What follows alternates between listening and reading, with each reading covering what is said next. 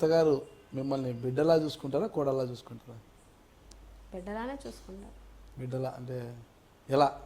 ఎలా అంటే కూతుర్లా చూసుకుంటారు. కూతురులా కూతురు లేరా ఆవిడకి? ఒక కూతురు ఉన్నారు. ఒక కూతురు, మీరు రెండో కూతురు. ఉమ్.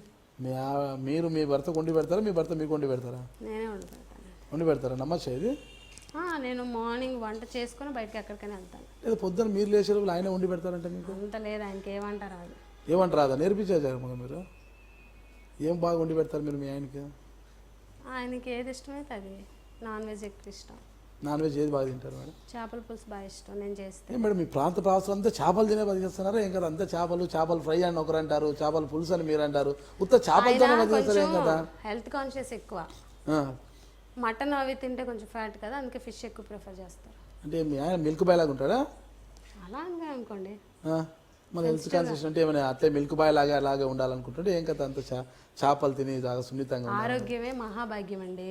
ఆరోగ్యం ఆయనకి హెల్త్ కాన్షియస్ ఎక్కువ ఉందా? మీ ఆయన మీద మీకు హెల్త్ కాన్షియస్ ఎక్కువ ఉందంట? ఆయనకి హెల్త్ కాన్షియస్ ఎక్కువ, నాకు కూడా ఎక్కువే, ఆయనకన్నా ఇంకా ఎక్కువే. అందుకనే మంచి ఫుడ్ పెట్టాలి. మా ఆయన ఎంత గట్టిగా ఉంటే నా రాజకీయంగా అంతా నాకు ప్రోత్సాహం ఇచ్చి ఆయనకాలు తిరుగుతుంటాడు. మా ఆయన లేకపోతే నాకు కష్టం కదా అన్న ఏమైనా ఫీలింగ్ మీకు? మీ ఆయన ఆరోగ్యపరంగా బాగా చూసుకుంటారు? అలా ఏం కాదు, ఆయనకి ఇష్టమైంది ఫిష్ కాబట్టి. ఆయన నెమ్మదిస్తే అట్లా నాకు ఆలోచనలు యాడ్ నుంచి వస్తాయి వల్ల మా ఆయన గట్టిగా ఉంటేనే కదా. పాప ఆయనకు తినాలని మటన్ తినాలని ఇష్టం అన్నా కూడా మీరు చేపలే తినాలంటారంట కదా? అలా ఏం లేదు, ఆయన ఏది తినాలంటే. ఇటీవల నాతో కలిశారండి మీ ఆయన, చెప్పారు. లేదు, మీకైతే అది అబద్ధం. నేను చేపలు తినాలనుకున్నానండి, మావిడ నేను మటన్ తినాలనుకోండి, మావిడ చేపలు. ఇప్పుడు కూడా నేను మటనే అనుకున్నాండి, కానీ నా భార్య చేతిలో చేపలే ఉన్నాయండి అని చెప్పారు. లేదు లేదు, ఆయన ఏదంటే అది వండి పెడతాను నేను, ఏదంటే అది. అలాంటి అడిగి చూడండి, నేను మొన్న అడిగాను. నా భర్త గురించి నాకు తెలుసు, మీరు చెప్పారని నేనైతే నమ్మను. ఆయన గురించి బాధతో తింటానండి, తింటుంటే చేప ముళ్ళు గొంతుకు అడ్డం పన్నా కూడా అలాగే మింగేస్తానండి అని చెప్పారనమాట. అంటే నేను చేసే వంటలో ఎక్కువ చేపల పులుసు అంటే ఆయనకి ఎక్కువ ఇష్టం. ఆయన వండమన్నప్పుడు వండుతాను. అంత ప్రత్యేకంగా వండుతారు మీరు చేపల పులుసు? ఆయనకి ఇష్టం అయ్యేలాగా వండుతాను, ఆయనకి నచ్చే విధంగా వండుతాను. అదేదో చెప్తే మేము కూడా మా ఇంటికి వచ్చి మామిడితో వండించుకుంటాం మేడం. ఆఫ్ ది రికార్డ్ మీకు చెప్తాను. ఆఫ్ ది రికార్డ్ చెప్తారు మేడం, మళ్ళీ కూడా నాకు చెప్తే కొద్దిగా పట్టిక రాసుకుంటాం. మా ఇంటికి వెళ్ళి మామిడితో కూడా చేపల పులుసు చేయించుకుంది. తప్పకుండా తప్పకుండా చెప్తాను. ఇంకేమంటే ఖాళీ సమయాల్లో ఎక్కడ వెళ్తుంటారు? ఇప్పుడు ఇంకా గూడాలు గిరిజన ప్రాంతాలైనా మీ ఆయన్ని అలా బయటికి తీసుకెళ్తుంటారు? పాపం 6 months నుంచి అయితే అసలు ఖాళీ లేదండి. ఎవ్రీడే గడప గడపకి వెళ్తుంటాము. మార్నింగ్ 10కి కిందకు వస్తాం ఆఫీస్ రూమ్. 10 to 1 కార్యకర్తలు ప్రజలు ఎవరొకరు వస్తుంటారు, సమస్యలు వినడం, ఎంతో కొంత పరిష్కారం చేయడం. మధ్యాహ్నం భోజనం చేసిన తర్వాత గంటన్నర 2 గంటల రెస్ట్, మళ్ళీ 3 o'clock నుంచి గడప గడపకి వెళ్తే నైట్ 10 అయిపోద్ది వచ్చేసరికి. పర్సనల్ ఎంటర్టైన్మెంట్ అంటే ఏం లేదు, ఏమీ లేదండి. ఎప్పుడైనా 1 or 2 days వస్తే ఆ వైజాగ్ అని హైదరాబాద్ అని 1 day 2 days ఉండి వచ్చేస్తాము మళ్ళీ నియోజకవర్గంలో. మాకు ఎక్కువ గ్యాప్ వచ్చేది ఈ అసెంబ్లీ సమావేశాలకు వచ్చినప్పుడే నియోజకవర్గం వెళ్ళడంలో గ్యాప్ వస్తుంది తప్ప మ్యాక్సిమం నియోజకవర్గంలోనే ఉంటాం.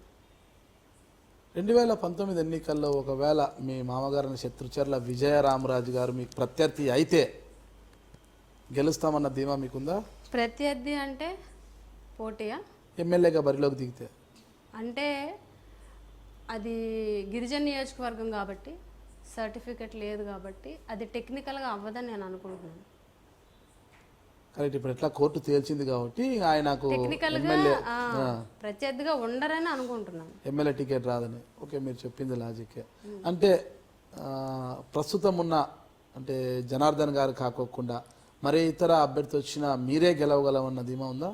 ఖచ్చితంగా ఉంది, ఖచ్చితంగా ఉంది.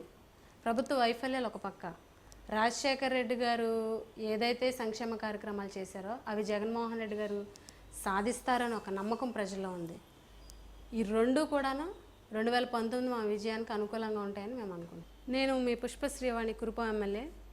ఐడ్రీమ్ మీడియా రిపోర్టర్ నాగరాజు గారు నన్ను ఇప్పటివరకు ఇంటర్వ్యూ చేయడం జరిగింది. ఇంటర్వ్యూలో భాగంగా నేను ఏ విధంగా రాజకీయాల్లోకి వచ్చాను, ఏ రకంగా రాజకీయాల్లో గెలుపొందాను అన్న అనుభవాలన్నిటి కూడా ఆ ఇంటర్వ్యూలో ఆయనతో షేర్ చేసుకోవడం జరిగింది. ఈ ఇంటర్వ్యూ ఐడ్రీమ్ మీడియా ద్వారా మీరు అందరూ వీక్షించాలని కోరుకుంటున్నాను.